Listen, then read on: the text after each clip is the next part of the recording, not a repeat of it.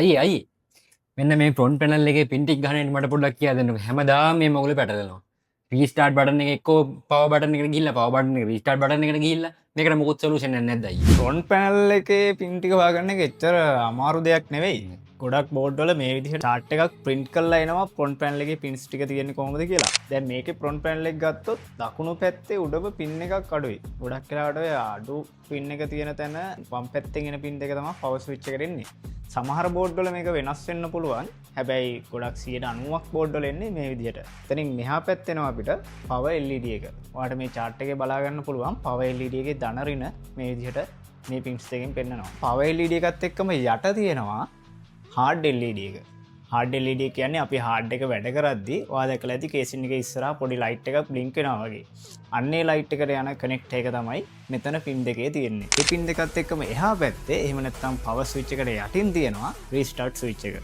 ඔයාලට chart එකේ restart switch එක මේ විදිහට බලා ගන්න පුළුවන්. අපි මේ විදිහට pin ටික connect කරාට පස්සේ ආයිනේ තව pin එකක් මේ විදිහට free තියෙනවා. දැන් මේ වගේ board එකක් කරන් ඔයාලට මේක හොයාගන්න ගොඩක් ලේසි. හැබැයි branded board එකක් ගත්තොත් මේ pins තනින් තන එන්න පුළුවන්. එතකොට ඔයා අනිවාර්යෙන් මේ board එකේ user manual එක බලන්න වෙනවා මේ විදිහට print කරලා තිබ්බේ නැත්තම්. මේ power switch එකයි restart switch වලටයි පස්සේ ගොඩක් අය පටල ගන්න තැනක් තමයි මේ USB connect එක plug කරන තැන.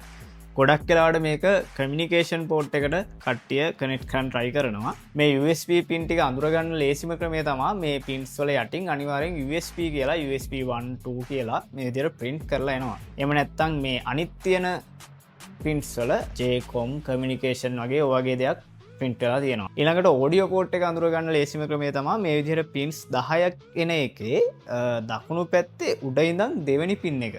එහෙම නැත්නම් මේක පැත්තට එන්නත් පුළුවන්. මැද පින් එකක් අඩුවෙන් තියෙනවා. අන්න එක තමයි ඔඩියෝ වලට එන්නේ. ගොඩක් වෙලාවට එතන J audio එහෙම නැත්නම් audio AUD වගේ print එකක් එනවා. එතකොටයි USB 3.0 ප්ලග් කරන්නේ කොතෙන්ද? USB 3.0 තිබ්බොත් චමුත් අපි මෙන්න මේ කනෙක්ටර් එකට තමයි අපේ කේබල් එක ප්ලග් කරන්න ඕනේ. මේකේ pins 19ක් අපිට බලා ගන්න පුළුවන්. 2.0 එකට වඩා ගොඩක් වෙනස් මේ 3.0 කනෙක්ටර් එක. PC ගැන ඔයාලටත් මේ වගේ දැවෙන ප්‍රශ්න තියෙනම් පහලින් අපිට කමෙන්ට් එකක් දාලා තියන්න. අපි ඔයාලට ඉක්මනින්ම රිප්ලයි වීඩියෝ එකක් කරන් එන්නම්. දැන්ම අපිව ෆලෝ කරලා තියාගන්න.